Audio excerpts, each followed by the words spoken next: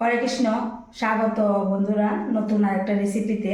তো আজ তৈরি করলাম ব্রেড আর দুধ দিয়ে ল্যাংচা মিষ্টি। দেখুন, একদম দোকানের মতো আমি ল্যাংচা মিষ্টি তৈরি করলাম। খেতে একদমই সুস্বাদু, একদম দারুণ হলো। তো আমি কিভাবে তৈরি করলাম আপনারা অবশ্যই আমার এই পুরো ভিডিওটা দেখবেন। তার জন্য আমি এখানে ব্রেড নিলাম আর দুধ নিলাম। তো যে কোনো ধরনের ব্রেড বা দুধ দিয়েই এই রেসিপিটা তৈরি করা যায়। তো প্রথমেই দুধটা আগে জাল করে নিতে হবে। তো কড়াতে দুধ দিয়ে দিচ্ছি। তো দুধটা আমি একটু চেকে নিচ্ছি।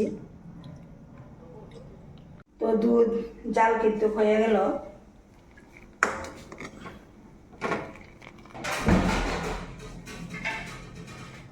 তো ব্রেডটা আগে গুলে নিচ্ছি।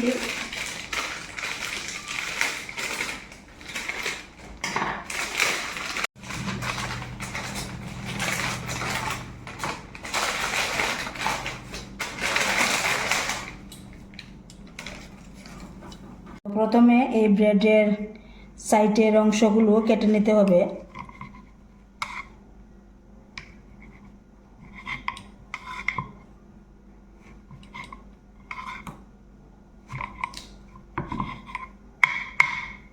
তো আমি এইভাবে সবগুলো কিন্তু সাইডের অংশটি কেটে নেব।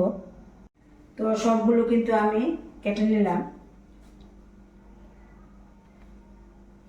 তো ব্রেডগুলি একটা বাটির মধ্যে আগে নিয়ে নিচ্ছি।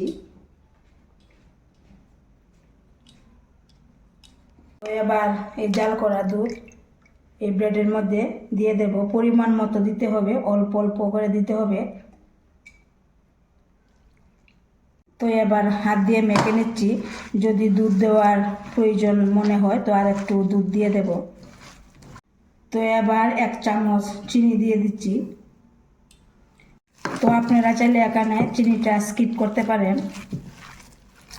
তো মেখে নিলাম। এবার 5 মিনিট রেস্টে রেখে দিতে হবে। তো 5 মিনিট পর আবার ফিরে এলাম। তো এইরকমই কিন্তু ডোটা রেডি হয়ে গেল। এবার এটাতে কিছুটা অংশ নিয়ে এইভাবে ল্যাংচা মিষ্টির মতো বানিয়ে নেব। এইভাবে কিন্তু আমি বানিয়ে নিলাম। সবগুলো আমি এইভাবেই বানিয়ে নেব। তো সবগুলো কিন্তু আমি বানিয়ে নিলাম।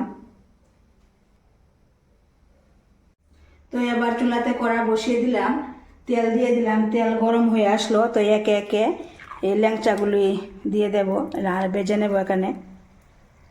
তো এখানে এই ল্যাংচাগুলি কিন্তু ভাজা হয়ে গেল।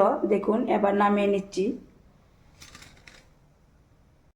তো সবগুলো কিন্তু আমি ভেজে নামিয়ে নিলাম। তো এবার শিরাটা তৈরি করব। 1 চামচ চিনি দিয়ে দিলাম। তো কয়েকটা এলাচ দিয়ে দিলাম। তো এবার পরিমাণ মতো জল দিয়ে এখানে শিরাটা তৈরি করতে হবে। তো এবার একটা বাটির মধ্যে নিয়ে নিচ্ছি। এবার যে শিরাটা তৈরি করেছিলাম সেটাও এনে ল্যাংচাগুলির মধ্যে দিয়ে দেব।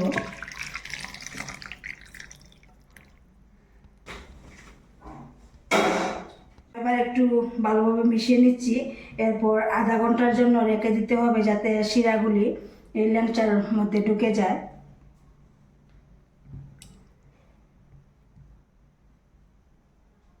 তো আধা ঘন্টা পর ফিরে এলাম।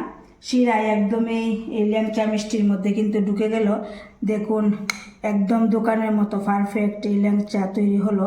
তো বন্ধুরা, কেমন লাগলো আমার এই রেসিপিটা? যদি ভালো লাগে অবশ্যই একটা লাইক দিবেন, শেয়ার করবেন।